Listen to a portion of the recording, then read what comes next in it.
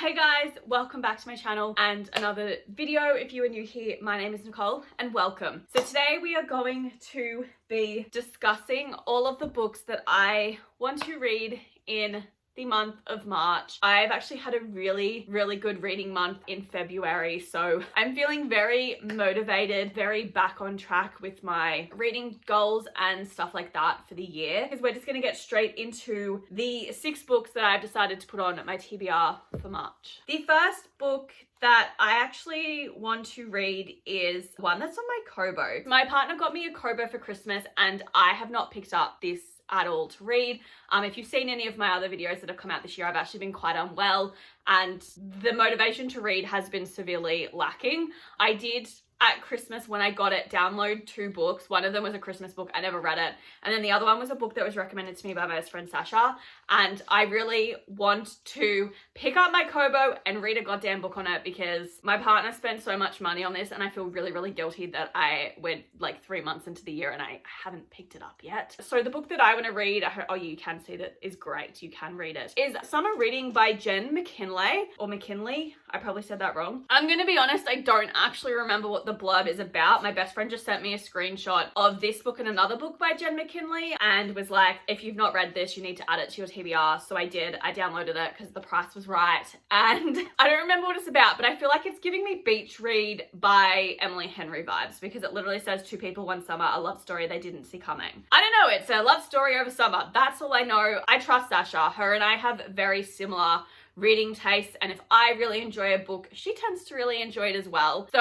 I'm trusting you, Sasha, that I'm going to enjoy this. I am a little bit put off because it's like 600 pages and on a Kobo that just feels like a lot, but then I have to remind myself it's a tiny ass screen, so I should be fine. But yeah, Jen McKinley, completely new author to me, so if you've read this book or any books by her, please let me know. I have absolutely no idea what this book is about, except that it's going to be a romance story. I'm here for it. If you know what this book is about, please tell me in the comments down below, but this is book number 1 that we want to read, and I need to charge this because it says battery low. I mean, that's pretty good considering I've not done anything with it for 2 months. The second book that I have randomly decided to pick up in March is Fable by Adrienne Young.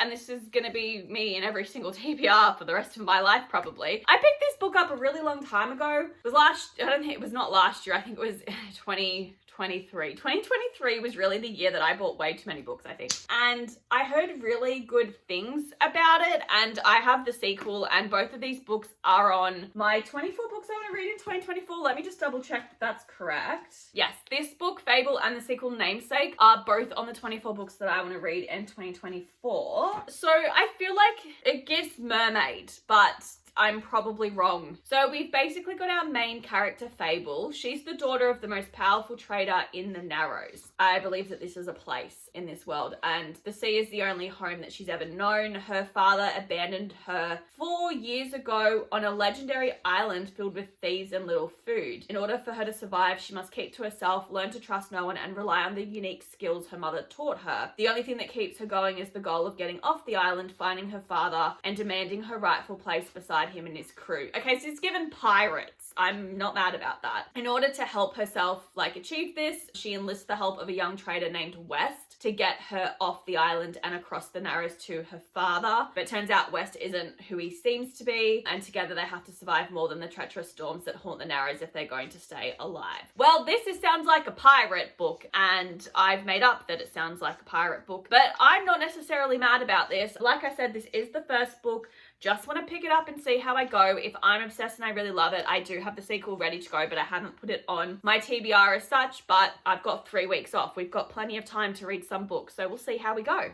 And then book 3 is also another book on the 24 books that I want to read in 2024, I believe. Let me double check. Yes, it is. I was about to say I lied. I did not lie. And that is The Dating Game by Sandy Barker. I, once again, don't remember what this book is about because it's been on my TBR for far too long. Okay. Oh, it's a writer. We've got an author, people. Actually, I don't know if she's an author or if she's just a writer. So we focus on Abby, who is our writer, or at least she will be one day. Right now, she spends her time writing recaps of reality television under a secret identity. So when a recap of The Stag, which is the must-watch dating show, goes viral, her editor thinks she should be on set, writing the drama as it happens. The good news, the next season will be filmed in Sydney. Oh, it's an Aussie book. I love this. Sun, sea, and a glamorous trip abroad. This could be Abby's big break. break. The bad news, the producers don't just want Abby to write the recaps, they want her to be on the show. Abby can't think of anything worse than being undercover and followed around by cameras, but her career depends on it, and when she meets gorgeous producer Jack, Abby begins to wonder if this job might not be so bad at all. Okay, so we've got a Bachelor style-esque show potentially. I don't know if it's like, if there's like multiple people in this show and they're all like dating one another, if there's one person we're trying to date. I feel like it might be multiple people come on to date different people on the show. I love that it's set in Australia. We'll probably get some classic Sydney icons thrown in here at some point,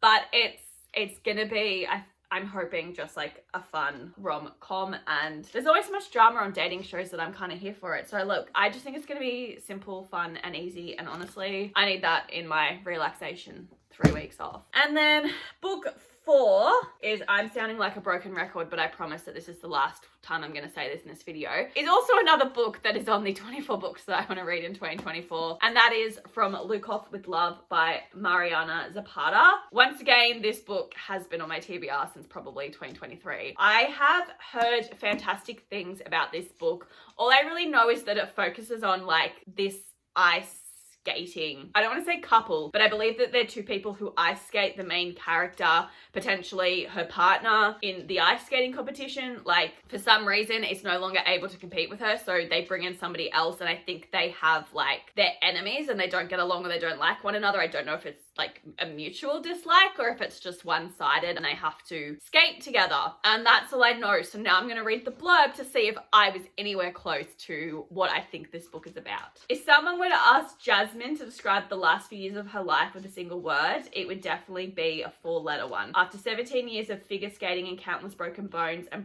broken promises, she knows her window to compete is coming to a close. But when the offer of a lifetime comes from the arrogant idiot she spent the last decade dreaming about pushing in front of a moving bus, Jasmine might have to reconsider everything, including Ivan Lukov, which is obviously the male main lead.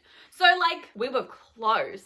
Look, I have always liked the idea of ice skating. It was probably because of that Ice Princess movie. Was that a Disney Channel movie? Probably every millennial girl can say that. That definitely romanticized it, but I actually hate ice skating in real life. I think it's horrendous. I mean, I say that about pretty much anything that's physical exercise, it's horrendous. But yeah, I'm intrigued. I've heard nothing but positive things about this. I know that Mariana has a couple of other books out, but I have not purchased them. We're going to read this one and see what it's about and if I enjoy it. And if I do, I'm probably going to pick them up because your gal needs more romance books to read. He's hoping I don't like it enough that I have FOMO about not getting the special edition, which is like my life every day. And then book 5 is a repeat. So Lizzie McGuire, you are an outfit repeater.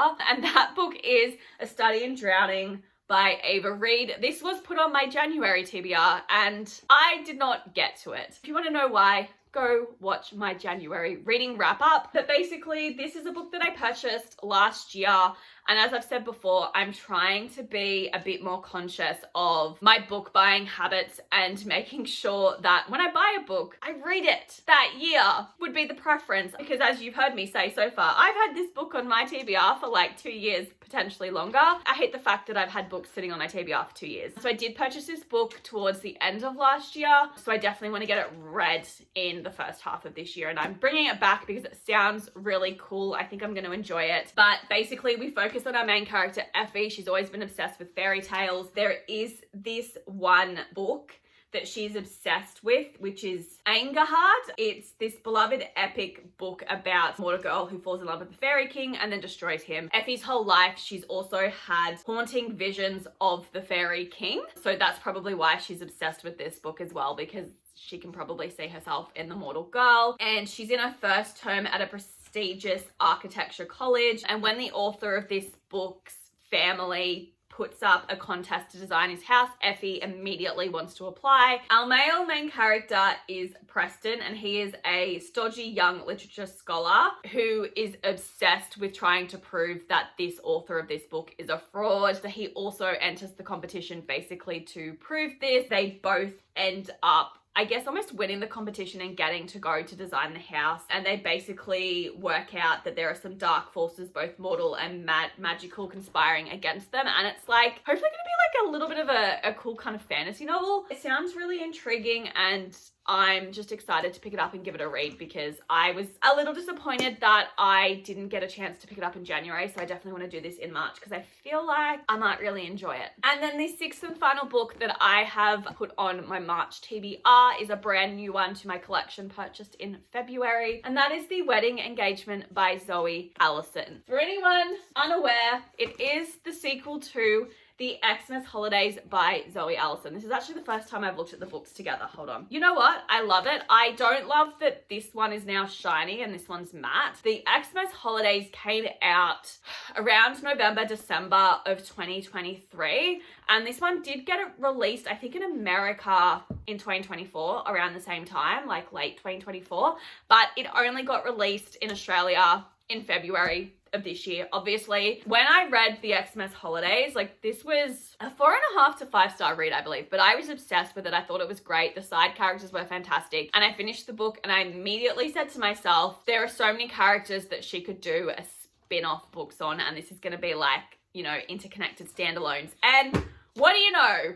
We've done it. This one focuses on, I don't even remember the characters because it's been so long, but we focus on Liv and Aaron. I don't remember who they are. Liv has a secret. She's been crushing on him, and he is her brother's best friend. They're just friends, but she can't help the butterflies in her stomach whenever he's around. When they're asked to help plan festivities for Liv's brother's wedding, Liv and Aaron can no longer deny the sparks between them, but with both having their own checkered romantic history, risking everything for love could mean losing each other forever. As the wedding bells ring, will Liv and Aaron finally find their happily ever after. I'm really excited to pick this one up. I'm gonna be honest, I don't remember who the main characters are, but I am hoping that we get to see like Sam and Maya, who are the main characters in this one, make an appearance. I think it's the same friend group that we've met. I don't really know because it's been that long since I've read this book, and I literally just saw this book on the shelf and I grabbed it and I didn't even read the blurb. This is the first time I've read the blurb. I'm just really excited to pick it up and read it because I do find that Zoe Allison's reading style is super easy and I enjoy it, and I have been waiting so long to be able to pick up and read this book, so I'm very excited to own it and jump in to read it. They are the 6 books that I want to read in March. I also wanted to say, actually, before we go, there are a couple of new releases that I would also love to pick up and read if I get the opportunity. The first one being Say You'll Remember Me by Abby Jimenez. The next book that she is releasing, I have absolutely no idea what it's about. I have no idea if it follows along in the Part of Your World interconnected series, so like Yours Truly and Just for the Summer, if it's like a whole new world we're focusing on, a group of people, I don't know, but I'm excited to pick it up. She also has The Fall Risk coming out, which is a short story. I'm also excited to pick that one up. I also want to read Swept Away by Beth O'Leary. It is her new book coming out. This one focuses on a couple who have like a one-night stand on a boat that gets swept out to sea, and they're like stranded. So that sounds amazing. I'm incredibly intrigued and I want to pick it up. And then the third book the fourth book actually that I'm excited to get is Sunrise on the Reaping by Suzanne Collins. This is the most recent book that's being released in the Hunger Games world. This one focuses on Haymitch and his story, I think, participating in the Hunger Games. I just saw Haymitch and I loved him as a character, so I'm super excited to have his book. And then the other 2 books that I've put down that I'm interested in is Oathbound, which is the 3rd book in the Legendborn series. I haven't read Legendborn or Bloodmarked, so my plan is to not pick up Oathbound. I'm going to read those 2 first, and if I love them, then I'll get Oathbound, but just know that it is on my radar. And then the other book is The Rag Picker King by Cassandra Clare. It is the 2nd book in the Sword Catcher series. I know that's not the proper name of the book series, but that's the name of the first book. I still haven't read that one, so we'll see if I pick up The Rag Picker King, which is not like me to have a Cassandra Clare book and not pick it up, but it's because it's a brand new series and doesn't focus on shadow hunters, so your gal didn't pick it up and read it, so maybe I should add that to my to-read pile this year. But basically, guys, they are the 6 books that I do want to read in the month of March. They're also some of the books that are going to be new releases in this month that I'm interested in picking up. But as always, I hope you guys enjoyed this video, and I will see you next week for my February reading wrap up. Bye guys!